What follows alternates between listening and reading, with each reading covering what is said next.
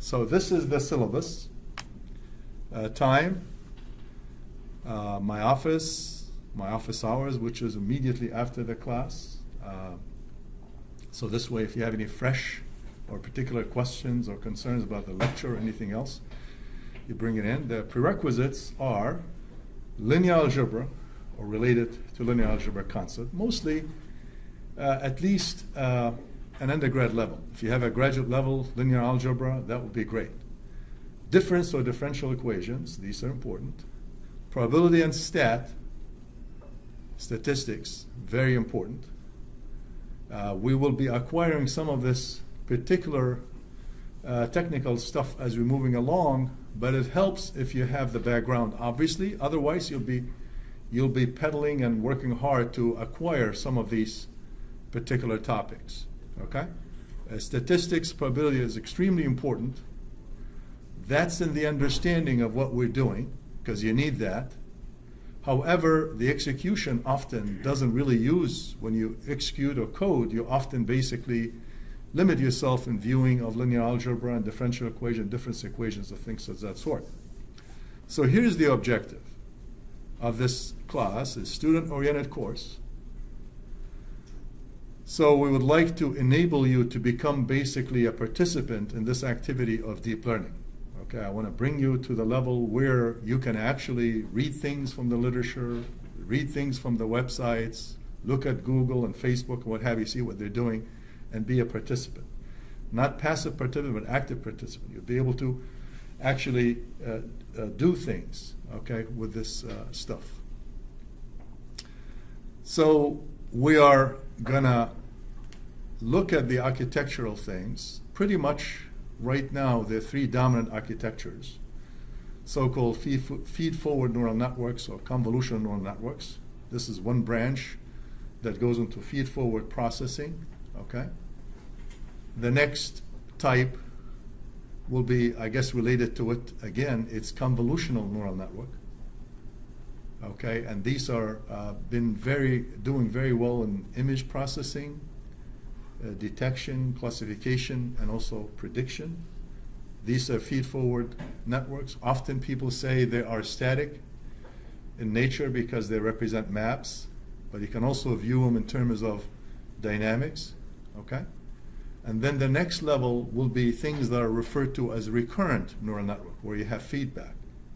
And these are different architecture, different categories, and each of these categories has its own niche on its own powerful results, okay?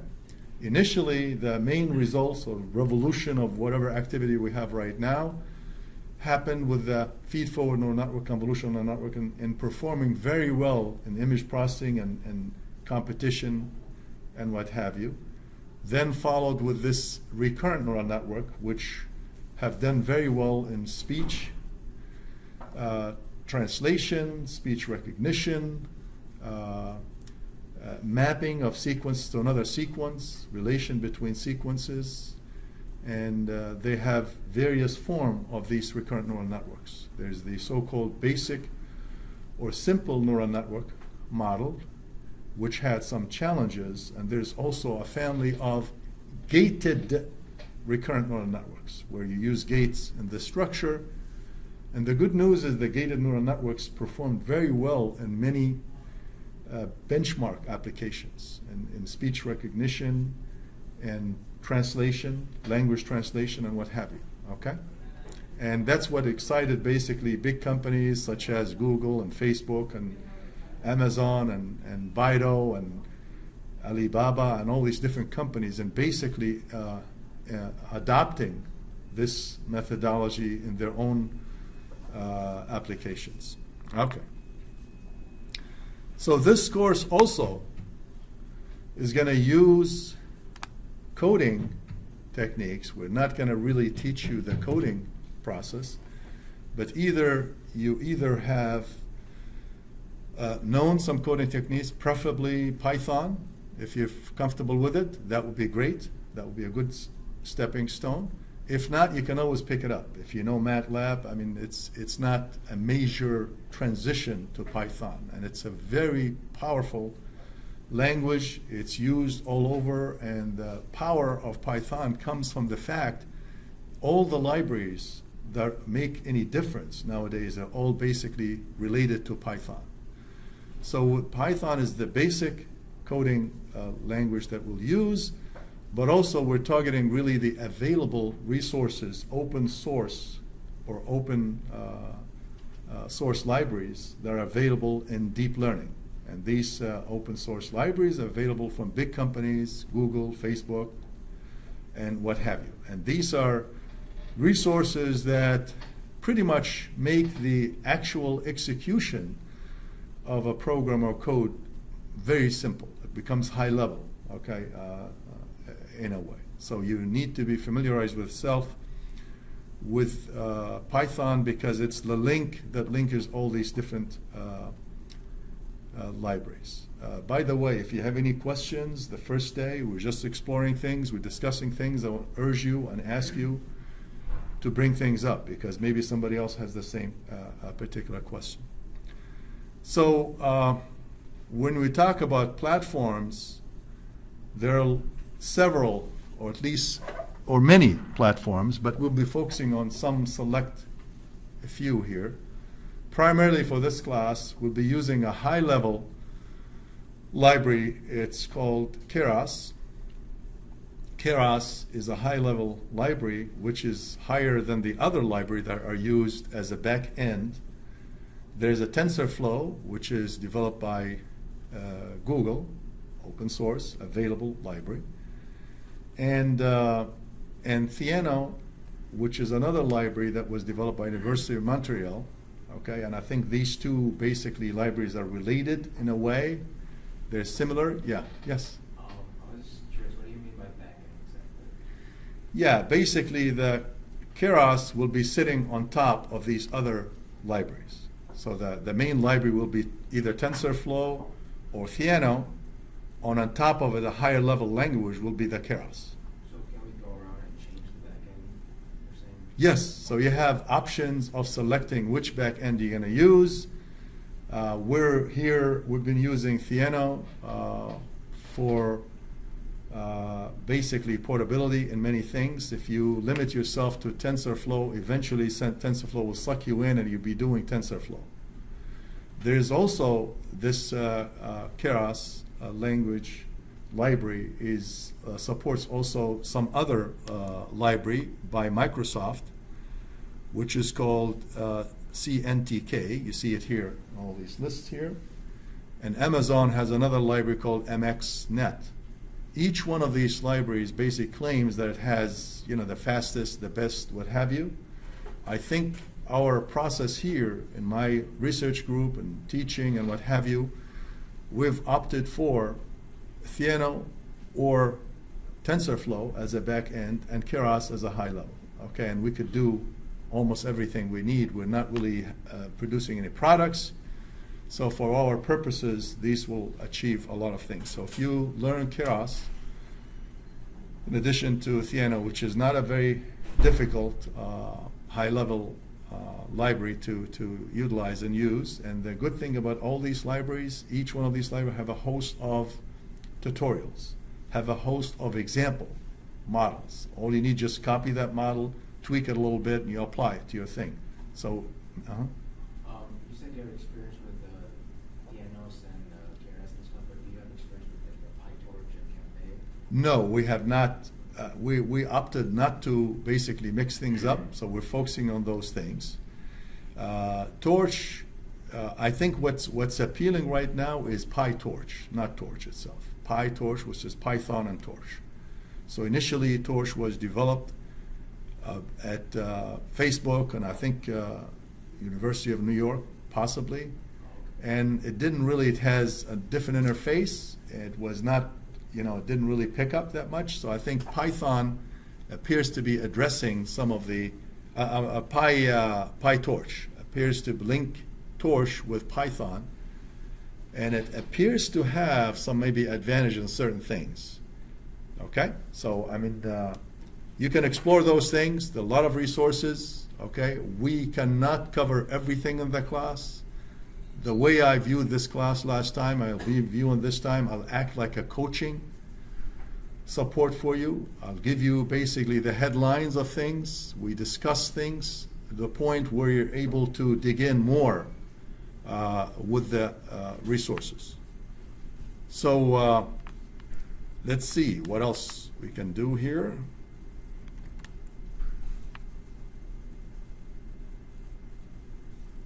Okay, so let's see if I can get this guy. So you can see the course description. I think premature to walk through these things, but the highlight is there's a feed-forward deep neural network. Related to it, convolutional neural network. These are feed-forward networks. There's feedback network or recurrent neural network families. There's also another thing that's called basic reinforcement learning, which it adds to the estimation or the processing. It adds actually actuation or action, okay? And I have a tentative schedule for topics that we'll be walking through. So we'll talk about the elements of so-called deep learning. So, yes? You just mentioned reinforcement learning, right? Is that similar to recurrent neural networks in that sense?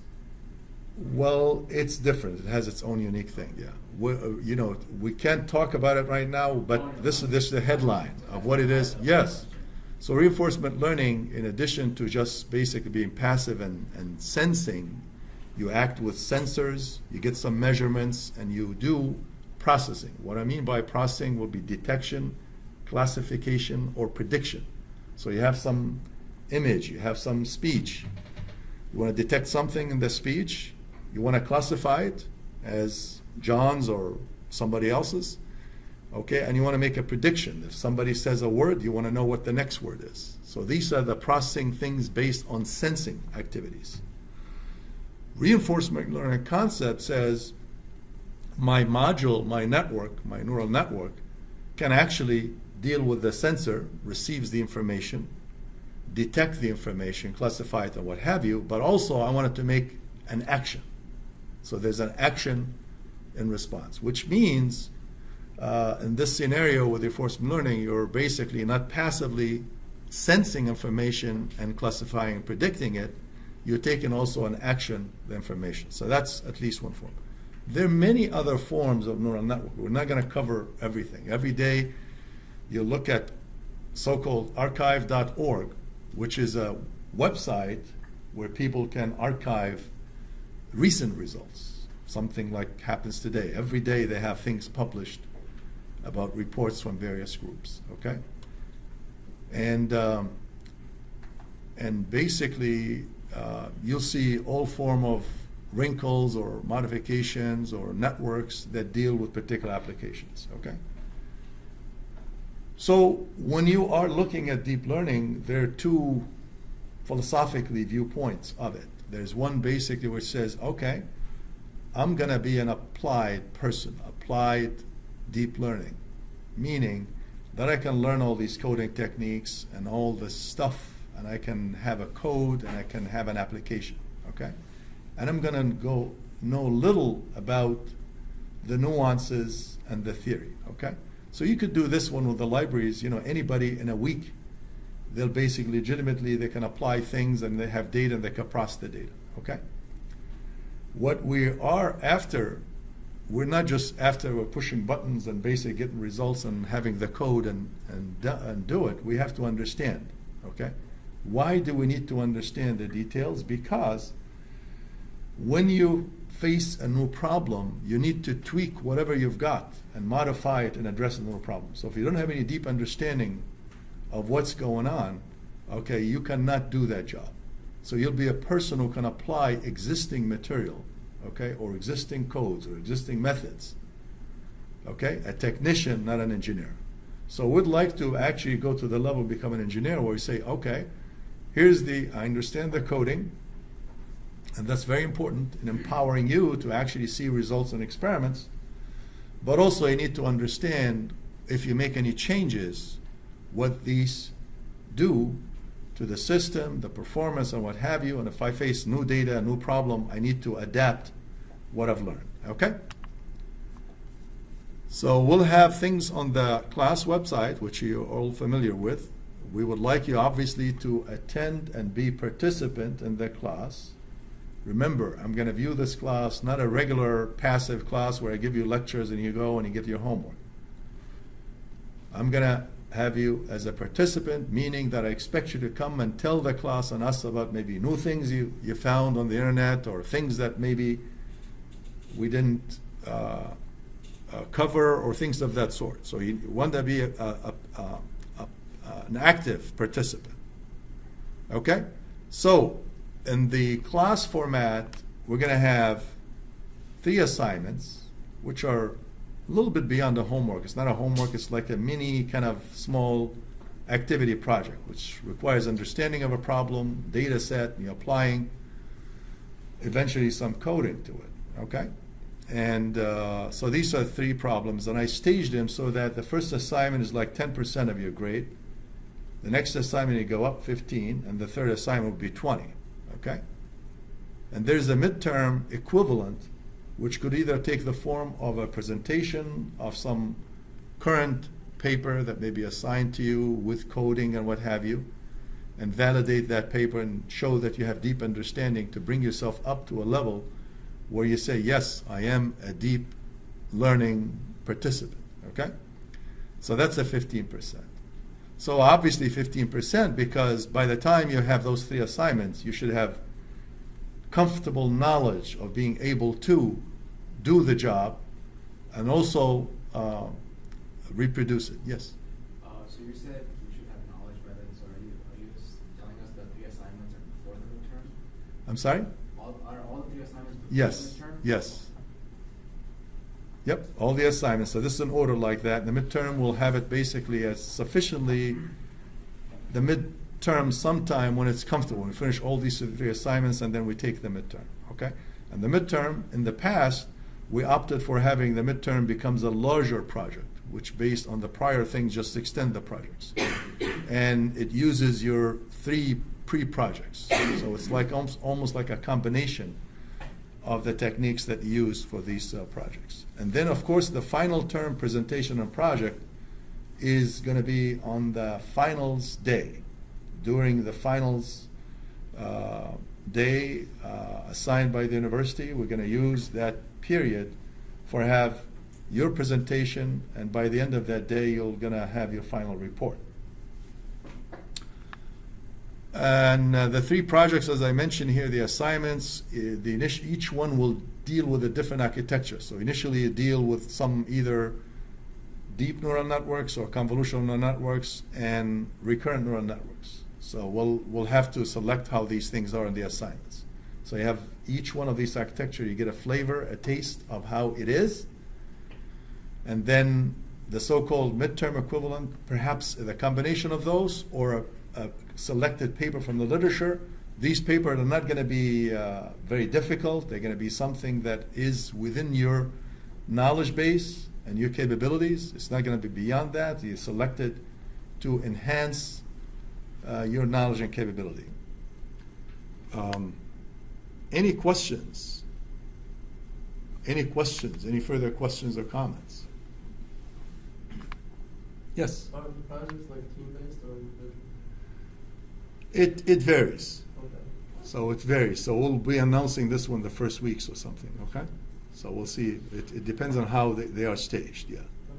So they could be actually individual or could be team. What I'm going to have passed for you is a sheet here that I want every person to write, obviously, their name, department, and level, meaning if you're computer science or electrical engineering, and level meaning I'm a master's students, first year, second year, something. And also, there are 3 prerequisites, which is the linear algebra, probability and statistics, and coding experience. So I have for linear algebra L. You write an L, that means you're familiar with that. S for stats, you're familiar with that. And C for coding. For coding, I'd like you to write what language you have comfortable with, okay? So that gives me a flavor of how we proceed. I'm going to pass this one sheet. While I'm talking, you can pass this around. can take more in case we have more names, and just fill it in as I'm talking here. And if you have any questions, please do ask questions, because other people may have the same questions.